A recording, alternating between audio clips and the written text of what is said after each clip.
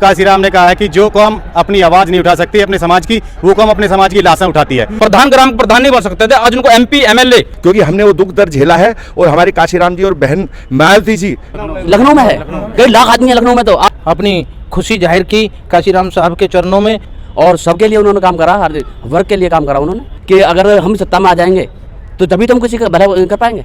उनके साथ इतना शोषण हो रहा है, ये मैं नहीं कह रहा हूँ, ये जनता देख रही है। काशीराम साहब को पुष्प अर्पित करें और उनका आशीर्वाद लिया, आगे का कारवां हम। शिक्षा पे भी बहुत काम किया, हमारे नोएडा में आप देख सकते हो।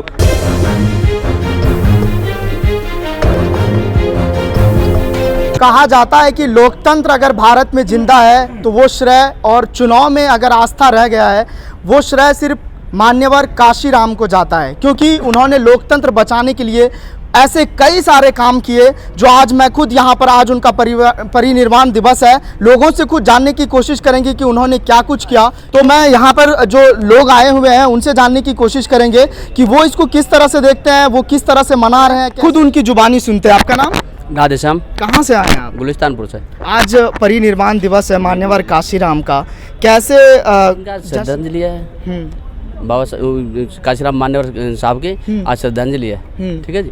तो उसको हम अपने श्रद्धा सुमन अर्पित करने आए हैं दलित प्रेरणा स्थल में, और उनको अपना लोकतंत्र के लिए क्या कुछ किया है, वो लोकतंत्र के लिए पूरे देश के लिए किया उन्होंने तो वो किसी एक के नहीं थे, वो पूरे देश के थे, और सबके लिए उन्होंने काम करा, हर वर्ग के लिए काम करा उन्होंने।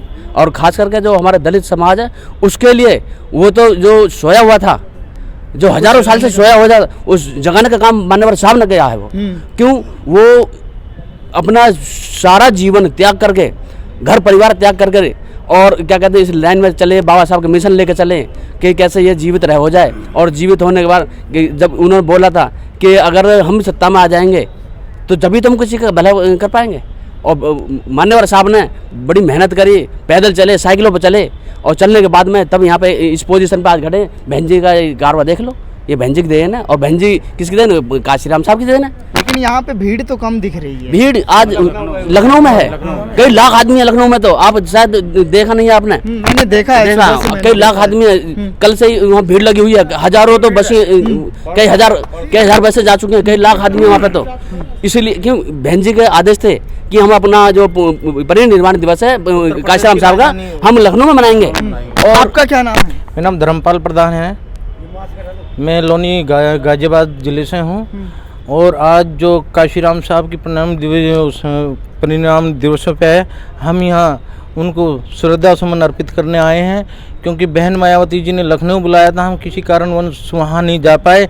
हमने नोएडा आकर यहाँ अपनी खुशी जाहिर की काशीराम साहब के चरणों में, क्योंकि काशीराम साहब ने दलित समाज को जो जगाने का कार्य करा, आज दलित समाज अपने हक को जान चुका है और वो संघर्ष कर रहा है अपनी देश पे राज करने के लिए, क्योंकि इस देश पे जब तक दलितों का राज नहीं होगा सबको इंसाफ नहीं मिल पाएगा, क्योंकि एक गरीब ही इंसाफ दे सकता है। क्योंकि ना तो दलितों पे तो अत्याचार करते आए जो दबंग हैं, और वो दबंगों का जो काशीराम साहब ने बीड़ा उठाई उसको बहन जी पूरा कर रही हैं, और बहन जी जैसे ही पूरा कर रही हैं हमें बड़ी खुशी हो रही है। और हम बहन जी के साथ हैं, तन मन धन से साथ हैं। बहन जी के हम आदेश का पालन करते रहेंगे, जब बहन जी हमें आदेश देंगी जब भी हम बहन जी का आदेश का पालन करते रहेंगे।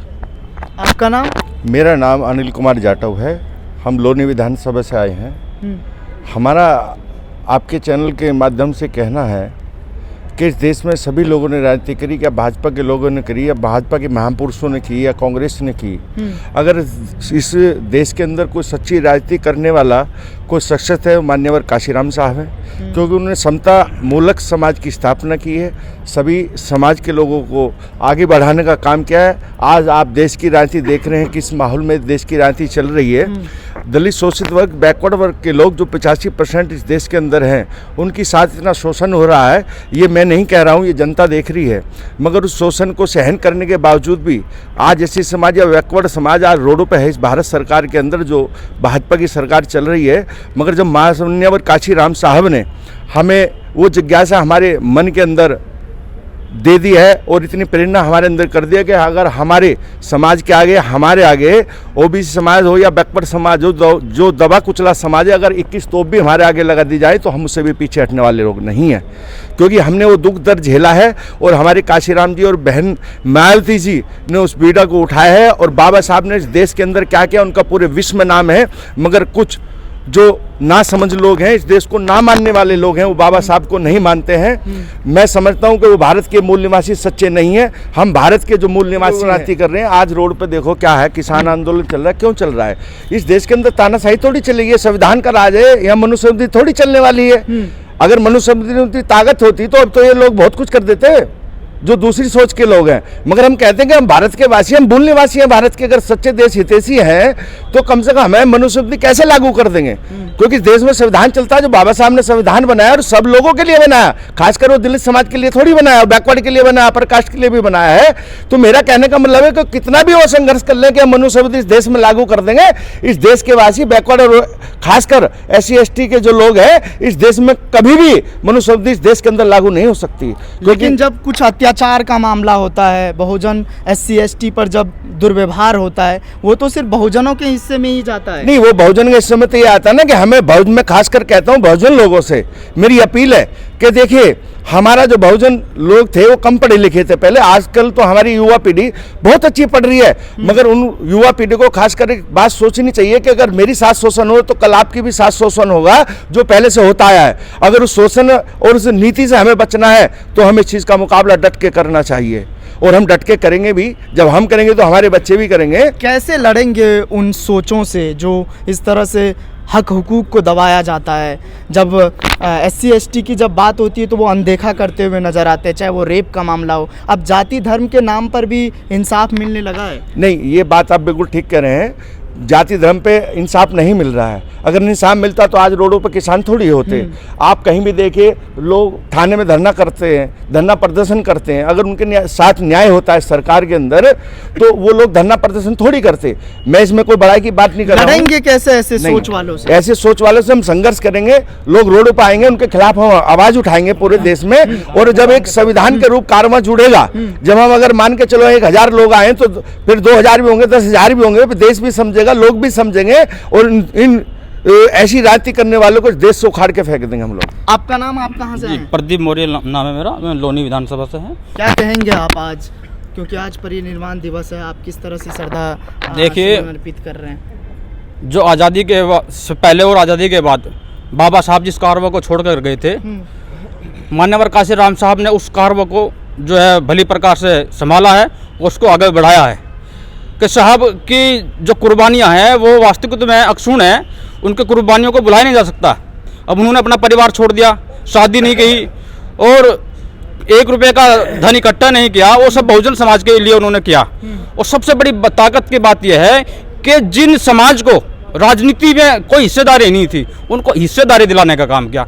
जो कभी एक प्रधान, ग्राम प्रधान नहीं बन सकते थे, आज उनको MP MLA और सबसे बड़ी बात है मुख्यमंत्री और राष्ट्रपति आज बनने लगे थे समाज में। लेकिन आज भी तो शादी में चेयर पे बैठ के खाना नहीं खा सकते। नहीं, बहुत बदलाव आ चुका है। मूंछ नहीं रख सकते। ये जो जैसे अब सरकार 5 साल से 7 साल से चल रही है, ये पहले ही वाला राज्य स्थापित करना चाहते हैं, लेकिन संविधान में वो ताकत है कि 5 साल बदलने का हमारे के अंदर बाबा साहब ने हमें हक दिया है कि 5 साल जो सरकार हमारे ऊपर अत्याचार करेगी, हमारे पास 5 साल का समय, उसके बाद हम उनको बदल देंगे। और फिर जब बहुजन सत्ता आएगी, बहुजन सत्ता में आपने देखा बहन कुमारी मायावती जी ने जो स्थापित किया यहाँ, एक घाट पर के सबको पानी पिला दिया, चाहे ब्राह्मण हो, चाहे बनिया हो, ठाकुर हो, वैश्य हो, कोई भी किसी भी समाज का व्यक्ति हो, वो ये सत्ता में उनकी बराबर भागीदारी थी बहन कुमारी मायावती। और ना तो बहन जी के जो 5 साल की सरकार में कोई भी ऐसा कार्य नहीं किया कि जो किसी समाज को सताया हो, उन्होंने सभी समाज के लिए उस सत्ता में भागीदारी देने का काम किया। कह रहे थे महिला सुरक्षित नहीं थी जब बहन जी की सरकार थी, तो नहीं आरोप लगता है ऐसा। आरोप तो लगता है। देखो, बहन जी की सरकार में ये था कि जो पहले सरकारें वो थी जो छुपाती थी, जो अत्याचारों को छुपाती थी, बहन जी ने उनको दर्ज कराया। और जब दर्ज होगा, कहीं अगर अत्याचार हो रहे वो अगर फाइल में दर्ज होगा तो दिखेंगे भी, लेकिन उन्होंने वे दर्ज कराए कि कितने अत्याचार है और उन अत्याचारों को निवारण कराया। वे जो जिन अत्याचार करने वाले तुरंत जेल में जाते थे। बहन जी ने अपने सांसद और विधायक तो छोड़े नहीं, और को छोड़ेंगे क्या बहन जी? अगर 5 साल हमारी सत्ता और आ जाती, आप देखना बहन जी 40-50 साल बहुजनों को राज होता। 2022 के चुनाव में क्या लग रहा है? 2022 हम पूर्ण तरीके से जीतेंगे। कैसे कैसे जीतेंगे? ब्राह्मण को साध कर? नहीं, ब्राह्मण के साथ साथ सभी समाज हमारे साथ रहेगा, अपर कास्ट भी रहेगा, और दलित बैकवर्ड भी। हमारा कोई किसी एक समाज से नहीं है। बहुजन का मतलब बहुत सारे समाज। बहुजन का मतलब सर्वजन हित है, सर्वजन सुखाय की नीति से आधारित जो है। वैसे बहुजन समाज पार्टी जो है, चाहे वो बसपा सुप्रीमो मायावती, वो तो कहते हैं हमेशा जो है ब्राह्मण समाज के खिलाफ बोलते हैं, लेकिन पार्टी में सम्मेलन करना, उनको साथ लाना, ये क्या इशारा कर रहा है? देखिए, जो सत्ता है, सत्ता कभी भी एक समाज से नहीं आ सकती है। वो सत्ता पाना, साम दाम दंड भेद, वो सब नीति अपनानी पड़ेगी। और वो जो नीति भाजपा आज तक अपनाते हैं। एक बात बताइए, क्या बहन कुमारी मायावती ने ये जो तीर्थ बनाए थे समाज के लिए, बहुजन समाज के लिए, और भाजपा खिलाफ थी? लेकिन आज भाजपा को मजबूर होना पड़ा बहन कुमारी मायावती को, जैसे कि 5 तीर्थ बना रहे हैं बाबा साहब के नाम से। और अभी 1-1.5 महीने पहले लखनऊ में उन्होंने भी साहब का संग्रहालय, बाबा साहब की स्मृति में जो है संग्रहालय बनाने का काम कर रहे हैं। उनको क्यों जरूरत पड़ी? क्योंकि उन्होंने देख लिया कि जो सत्ता में भागीदारी कर रहे हैं बहुजन समाज, ये बीएसपी के साथ ना जावे, ये कुछ हमारे टूट करके हमारे साथ आए। तो ये वोट का अधिकार जो है, वो वोट की ताकत की वजह से जो ये काम हो रहे हैं।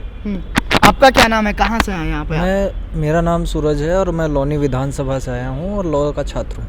आप एक युवा हैं, आप किस तरह से आज जो परिनिर्वाण दिवस है वो किस तरह से मना रहे हैं आप?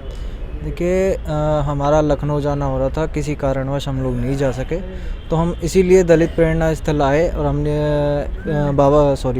कांसीराम साहब को पुष्प अर्पित करे और उनका आशीर्वाद लिया। आगे का कारवां हम मिशन मूवमेंट के तौर पर चला ही रहे हैं, और जैसे जैसे चलता जाएगा, अभी शायद हम लोग यहाँ से सीधा रकाबगंज निकलेंगे। रकाबगंज वहाँ पर भी साहब कांसीराम साहब को पुष्प अर्पित करेंगे। सभी को क्रांतिकारी जय भीम, जय काशीराम। आज साहब काशीराम का परिनिर्वाण दिवस है और हम सभी लोग, भैया ठीक है, बोलने दीजिए ना, बोलने दीजिए। आज साहब काशीराम का परिनिर्वाण दिवस है। सभी लोग साहब काशीराम का, और सभी लोग साहब काशीराम को पुष्प अर्पित करने के लिए आए हुए हैं। और मेरा नाम जगपाल सिंह है, मैं गौतम बुद्ध नगर मेरा ज़िला है, विधानसभा दादरी लगता है। साहब काशीराम ने कहा था कि जब संसद में हमारी आवाज़ उठाने वाला ना हो तो हमें सड़क पे इतना शोर कर देना चाहिए कि संसद के लोग बाहर निकल के आकर के देखें कि है क्या। तो अब जो जैसे अभी भाई साहब बार बार पूछ रहे थे कि हमें हमें मतलब हम लोगों को लड़ाई कैसे लड़नी है, जो बाकी 15% है, 15% से हमारा जो बराबरी है, जब हम लोग सो कर के उठते हैं, जब तक वो लोग अपने समाज को जगा के जा चुके होते हैं। और हम हमेशा बात करते हैं उनसे कंपेयर करने की कि हमारा जो है उनसे मुकाबला है, हमें उनकी बराबरी करनी है, हमें उनको हराना है। उनको हराने के लिए पहले हमें खुद जागना होगा, पहले हम पूरी तरह से जाग जाएँ, क्योंकि अभी हम आधी नींद में हैं और आधी नींद में अब कभी कोई लड़ाई नहीं लड़ सकता। साहब काशीराम ने कहा है कि जो कौम अपनी आवाज़ नहीं उठा सकती अपने समाज की, वो कौम अपने समाज की लाशें उठाती है। और हम आवाज़ नहीं उठा रहे हैं, आवाज़ उठानी ही होगी। हमें घर घर जा कर के अलग जगाना होगा, घर घर जा कर के हर व्यक्ति के, हर समाज के, जैसे साहब काशीराम ने कि मुझे उस घर में दिया जलाना जहाँ वर्षों से अंधेरा है, हमें उस हर घर पहुँचना है जो आज तक देवी देवता मनुस्मृति जिस घर में लागू होती है। यदि कोई व्यक्ति टीका लगाता है, किसी के घर में आज नवरात्रे मनाए जा रहे हैं, तो वो मनुस्मृति को अपने घर में लागू कर रहा है इनडायरेक्ट वे में। पहले तो हमें उन सब से मुक्त होना है, और मुक्त होने के बाद ही हम साहब काशीराम और बाबा साहब के सच्चे सिपाही बन सकते हैं, तभी इस मिशन को आगे बढ़ा सकते हैं। लड़ाई लड़ने की हम बात करते हैं और हथियार हमारे पास है नहीं। हथियार यही कि हमारे पास कोई विचारधारा नहीं है, उनसे कैसे हम लड़ा जाए, क्या होगा। अभी जैसे भाई साहब बोल रहे थे कि बहन जी के राज में महिलाएं सुरक्षित नहीं थी, ऐसा लोग बोलते हैं। आज महिलाएं पूर्णतः सुरक्षित हैं। हाथरस कांड शायद अभी भूले नहीं है, 28 सितंबर का वो कांड था जब एक बहन को चिता में से जला दिया गया था, टायर लेकर के पॉलिथीनों से जला दिया था उसको। बहन ऐसे सुरक्षित है। नांगलगाम शायद भूल गए हूँ, अभी दिल्ली में जो हुआ था, एक 8 साल की बच्ची के साथ 4 पुजारियों ने बलात्कार किया था, लेकिन वहाँ वो आवाज़ उठाने वाला कोई नहीं था। जितने हम लोग यहाँ खड़े हुए हैं, शायद हम में से 10% लोग भी वहाँ नहीं थे। तो कैसे समाज जागरूक होगा, कैसे लड़ोगे आप उन लोगों से जिनसे लड़ने की बातें कर रहे हो, जब आप अपने समाज की आवाज़ नहीं उठा सकते। आवाज़ उठाना छोड़िए, आप समाज के नाम पे संगठित नहीं हो सकते, तो लड़ोगे कैसे? किससे लड़ने की बात कर रहे हो? उनसे जो 6 बजे जाकर के अपने समाज को जगा के सो जाते हैं, और आप 9 बजे उठ के सोचते हैं कि अब करना क्या है, आज बनाया क्या है, फिर आप सोचोगे कि यार वहाँ मीटिंग है, नागल गाँव कौन जाएगा यार इतना दूर, वो दिल्ली कैंट में बहुत दूर पड़ता है। जिस दिन हमारे प्रथम प्राथमिकता समाज नहीं होगी और बहुजन महापुरुष नहीं होंगे, तब तक हम कुछ नहीं कर सकते हैं। हम सभी को प्रथम प्राथमिकता समाज को बनाना होगा कि हमारी प्रथम प्राथमिकता समाज है, समाज को संगठित करना है, समाज को सजोना है, समाज को जागरूक करना और आगे बढ़ना है। यही साहब काशीराम की विचारधारा थी। साहब काशीराम ने 5 नियम अपनाए थे और 5 नियम अपना करके उन्होंने जगाया और बहन जी को 4 बार जो भारत का 6वां हिस्सा उत्तर प्रदेश है उसकी 4 बार मुख्यमंत्री बनाया। और उन्होंने सिर्फ दलित को ही नहीं जगाया, दलित शोषित वंचितों को इकट्ठा किया। जो छोटी छोटी जातियां जिन्होंने बीजेपी ने जिनको हिंदुत्व का चोला पहना दिया है, साहब काशीराम ने उनको बहुजन बनाया था। और हमारा ही लूजर रहा है कि वो आज फिर से हिंदू बन गए हैं। हमारा ही लूजर है। हमें अपनी कमियों को ढूंढना होगा और कमियों को दूर करते हुए आगे बढ़ना होगा। जय भीम, जय काशीराम। आपका नाम? मुमताज है, कहाँ से हैं आप? यहीं से नोएडा से ही। अच्छा, आज किस तरह से आप जो है आप परिधि निर्माण दिवस मना रहे हैं ये? हाँ जी, इसके लिए जब हम साहब काशीराम जी का आज श्रद्धा सुमन अर्पित करने आए हैं उनकी पुण्यतिथि पर, इसके पीछे बहुत लंबी कहानी है, अब सारी तो विस्तार से नहीं बताई जाएगी। लेकिन जो हमारे महापुरुष रहे पीछे आज़ादी से पहले, जिन्होंने समता समानता एकता भाईचारे के लिए काम किया, उसको कहीं तक बाबा साहब ने जो इतनी मेहनत करी उसको भी हम सत्ता में नहीं आ पाए इस कारण या किसी और कारण से गलत मानसिकता के लोगों ने लगभग तहस नहस कर दिया था। मान्यवर साहब ने फिर उन बाबा साहब की किताबों को पढ़ा, उनके विचारों को समझा और फिर से गरीबों में और अपने लोगों में समाज में दोबारा से गए और सब लोगों को जोड़ा, समझाया, बताया कि भाई तुम जाति के नाम पे बटे हुए हो। तुम जब तक जाति के नाम पे बटे रहोगे, एक नहीं हो जाओगे, तुम सत्ता में भी नहीं आ सकते। और जब लोग सत्ता में नहीं आ जाओगे, तुम अपने लिए तो क्या किसी के लिए कुछ नहीं कर सकते। तो फिर वही माहौल फिर मुझे लग रहा चल रहा था। हमें फिर साहब को याद करने की ज़रूरत है कि वो फिर दोबारा हम जाति में न बट जाएं, फिर अशिक्षित ना हो जाएं, अज्ञानी ना, फिर वो राग ना बन जाए। फिर हम दोबारा से मान्यवर काशीराम साहब के जो एकता का मूवमेंट उन्होंने चलाया था, समता का, समानता का, और फिर बहन जी उसके हमारे सामने एग्जाम्पल भी हैं। तो मेहनत करके हम एक बार फिर शायद 92-93 में बहन जी मुख्यमंत्री बनी, फिर और बाद में भी बनी, फिर एक बार 2007 में पूर्ण बहुमत की सरकार भी बनी।